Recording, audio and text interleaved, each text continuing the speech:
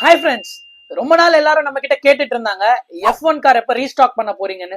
அவங்களுக்காக ஒரு ஹை குவாலிட்டியான F1 கார் ஒரு 25 கிலோமீட்டர் ஸ்பீட்ல ஒரு கைரோ வாட்ச் சென்சாரோட வந்திருக்கு. 2.4 GHz ஒரு ரிமோட் கொடுத்துட்றாங்க. இன்பில்ட்டா 3.7 லித்தியம் அயன் பேட்டரி கொடுத்துட்றாங்க.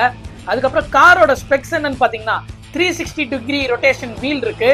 செம்ம பிரீமியம் மெட்டல் ஃபினிஷ்ல இருக்கு. அதுக்கப்புறம் பாத்தீங்கன்னா சவுண்ட்ஸ் அண்ட் லைட்ஸும் வருது இதுல. ஸோ ஈஸியாக நம்ம கண்ட்ரோல் பண்ணிக்கலாம்.